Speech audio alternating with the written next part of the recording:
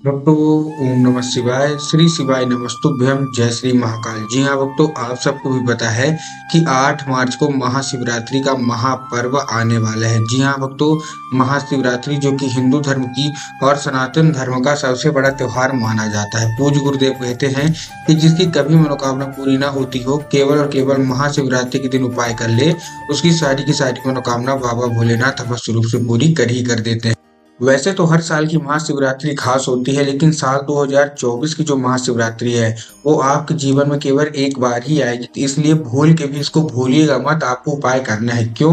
क्योंकि देखिए, जो हमारी महाशिवरात्रि है वो सबसे बड़ा त्योहार तो है ही, लेकिन 8 मार्च को ये महाशिवरात्रि है, ठीक। लेकिन आपको एक चीज और जानना होगा कि 8 मार्च को एक और दिन है, कौन सा? प्रदोष का। जी हाँ भक्तों, प्रदोष की महाशिवरात्रि आपको मिल रही है। इससे बड़ा मौका आपको पूरे जीवन में भी नहीं मिलेगा। तो आपको अवश्य रूप से उपाय कर लेना है। महादेव का बहुत ही बड़ा उपाय मैं आज आपको बताने वाला हूँ, जो कि मैंने पूज्य गुरुदेव की ही कथा सुन के और बहुत अच्छे से समझ के आपके लिए लेके आया हूँ। तो उपाय पूरा सुनिएगा, अच्छे से करिएगा। अगर आपने आज उपाय अच्छे से कर लिया, अच्छे से समझ लिया, तो 100% है कि आपकी जो कोई मनोकामना है, जो कुछ आप महादेव से चाहते हैं, सारी की सारी मनोकामना बाबा भोलेनाथ पूरी करेंगे ही करेंगे। साल 2023 में जो गुरुदेव की कथा हुई थी, उसमें बहुत सारे लोग आए थे और आपको जैसा कि पता होगा कि पत्र के द्वारा गुरुदेव के पास वो अपनी मनोकामना भेजते हैं। तो गुरुदेव के पास बहुत सारे ऐसे पत्र गए, जब गुरुदेव ने पढ़े उनमें सबकी यही मनोकामना थी कि गुरुदेव, हमारी ये मनोकामना है कि किसी की धन प्राप्ति की मनोकामना है, किसी की कर्जा मुक्ति की मनोकामना है, किसी की और कोई बीमारी की मनोकामना है, किसी की नशा मुक्ति की मनोकामना है। बहुत सारी मनोकामनाएं गुरुदेव ने पढ़ी। पढ़ने के बाद गुरुदेव ने 2 से 3 उपाय बताए और बोला केवल और केवल ये उपाय कर लेना, तुम्हारी सारी की सारी मनोकामना बाबा भोलेनाथ अवश्य रूप से पूरी कर ही कर देंगे। लोगों ने ये उपाय किया और उपाय करने के बाद ही कुछ ही क्षण बाद उनकी, मतलब 1 से 1.5 महीना आप मान लीजिए, पूज्य गुरुदेव के बताने वाले उपाय उन्होंने किया और 1 से 1.5 महीने के बाद वो फिर से गुरुदेव की कथा में आए और फिर से पत्र लिखा। लेकिन इस बार का पत्र धन्यवाद के रूप में पत्र था कि गुरुदेव, आपके द्वारा बताया गया उपाय जितने भी थे हमने कर लिए हैं, हमारी सारी की सारी मनोकामना बाबा भोलेनाथ ने पूरी कर ही कर दी है। तो देखिए, आखिर वो कौन सा उपाय है? आप लोग भी सोच रहे होंगे कि आखिर वो कौन सा उपाय है जिसको करने मात्र से लोगों की मनोकामना पूरी हो जाती है। तो आज का ये वीडियो मात्र और मात्र आपके लिए है। आज मैं आपको बताने वाला हूँ कि कैसे क्या आपको करना है।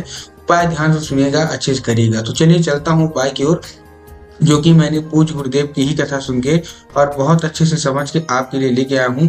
तो उपाय ध्यान से सुनते हैं। लेकिन उससे पहले चैनल पे अगर पहली बार आए हैं और आवाज मेरी पहली बार सुन रहे हैं, तो वीडियो को कर दें लाइक और चैनल को भी कर लें सब्सक्राइब, ताकि पूज्य पंडित प्रदीप जी मिश्रा के रोज नए नए उपाय, जो कि मैं उनकी कथा से सुनता हूँ, श्रवण करता हूँ, सबसे पहले मैं आपको प्राप्त करा सकूँ। तो देखिए, जो हमारा पहला उपाय है, ये मनोकामना पूर्ति का उपाय है। ये मनोकामना पूर्ति का उपाय, सबसे अच्छी बात तो इस उपाय की ये है, इसको कोई भी व्यक्ति कर सकता है। मतलब महिलाएं भी कर सकती हैं, पुरुष भी कर सकते हैं, कोई भी कर सकते हैं, ठीक। अब आपको इस उपाय में चाहिए क्या? आपको चाहिए बेल पत्र के कांटे। क्या चाहिए? बेल पत्र। आप जानते हैं ना, ठीक है। बेल पत्र के आपको चाहिए कांटे। पूज्य गुरुदेव कहते हैं कि बेल पत्र के पेड़ में स्वयं माता पार्वती का वास रहता है। तो अगर माता पार्वती आपसे प्रसन्न हो गई, तो 100% है कि आपकी जो कोई मनोकामना, जो कुछ आप चाहते हैं महादेव से, सारी की सारी अवश्य रूप से जल्दी पूरी होंगी ही होंगी। तो देखिए, करना क्या है आपको। बेल पत्र के 7 कांटे आपने ले लिए, साथ साथ आपको चाहिए 1 धतूरा। क्या चाहिए? 1 धतूरा। तो बेल पत्र के कांटे हो गए, 1 धतूरा हो गया, ले लिया। लेने के बाद आपको क्या करना है? पहुंच जाना है सीधा सीधा शिव मंदिर। शिव मंदिर पहुंच गए। शिव मंदिर पहुंचने के बाद अब क्या करना है? देखिए, जैसे ही आप शिव मंदिर पहुंचेंगे, सबसे पहले आपको दक्षिण दिशा में खड़े होना है, उत्तर की ओर अपना चेहरा करके। अब दक्षिण में और उत्तर में बहुत सारे लोग परेशान हो जाते हैं, कंफ्यूज हो जाते हैं कि हमको एक्चुअल में खड़ा कहाँ होना है। तब गुरुदेव ने बताया कि आप जिस भी शिव मंदिर जा रहे हैं, उस शिव मंदिर का जिधर साइड जलाधारी हो, तो आपको अपना चेहरा उधर करके खड़े हो जाना है, ठीक। आप खड़े हो गए। खड़े होने के बाद आपको क्या करना है? जैसे ही आप खड़े होंगे, आपको कुंदकेश्वर महादेव का नाम लिखिए। कौन से? महादेव का बहुत ही सुंदर सा नाम है, कुंदकेश्वर महादेव। तो आपको क्या करना है? कुंदकेश्वर महादेव का नाम लेके, उन्हीं का स्मरण करके आपको अर्पित कर देना है और अपनी जो कोई भी इच्छा है, जो कोई मनोकामना है, जो कि वर्षों पुरानी पूरी नहीं हो रही है, सब वही बोल देना है। पूज्य गुरुदेव कहते हैं मात्र 1 से 1.5 महीना लगेगा, बड़ी से बड़ी मनोकामना जो कि आप चाहते हैं सारी की सारी पूरी हो जाए। ये था हमारा पहला उपाय। अब हम बढ़ते हैं अपने दूसरे उपाय की ओर, जो कि धन प्राप्ति का उपाय है।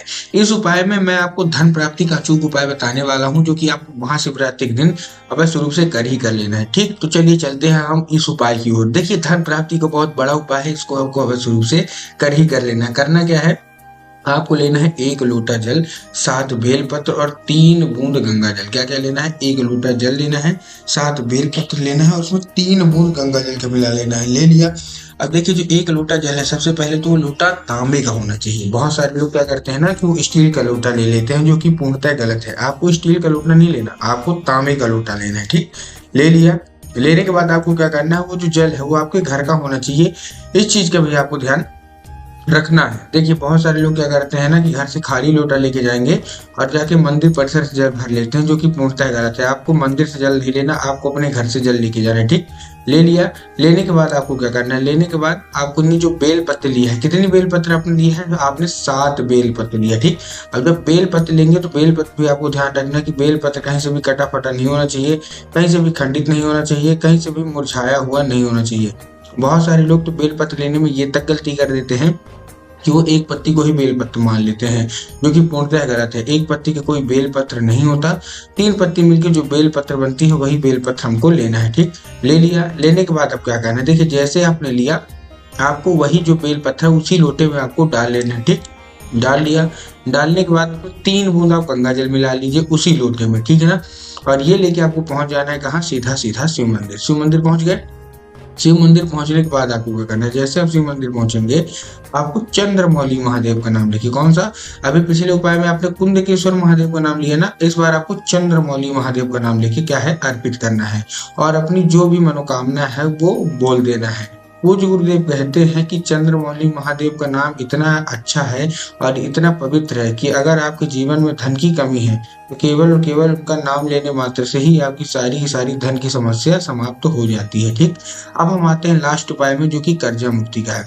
बहुत सारे लोगों के जीवन में इतना ज्यादा कर्जा बढ़ चुका है कि उनसे कर्जा चुकाया ही नहीं जा रहा। तब मैं आपको कर्जा मुक्ति का उपाय बताने जा रहा हूँ, इसको ध्यान से सुनिएगा। करना क्या है आपको, देखिए आपको एक चीज का ध्यान रखना है। इस उपाय में कर्जा मुक्ति का है, आपको कच्चा दूध लेना है, जो कि गाय का होना चाहिए। और आपको करना कहाँ है, अब देखिए जो लोग आधा अधूरा उपाय सुनते हैं उनको दिमाग में आएगा कि हमको कच्चा दूध लेके जाना है और शिवलिंग पे अर्पित कर देना है। नहीं, आपको कच्चा दूध लेना है गाय का और पहुंच जाना है कहाँ, सीधा सीधा बरगद के पेड़ के नीचे। बरगद का पेड़ आप जानते हैं, बस आपको बरगद के पेड़ के नीचे पहुंच जाना है। पहुंच गए।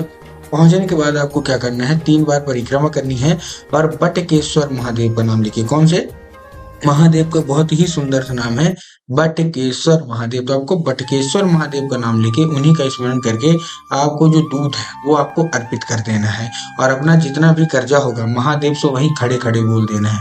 पूज्य गुरुदेव कहते हैं कि अगर महाशिवरात्रि के दिन अगर आपने उपाय कर लिया तो मात्र 1 से 1.5 महीने के अंदर हाथी जैसा कर्जा भी महादेव अवश्य रूप से समाप्त कर ही कर देंगे।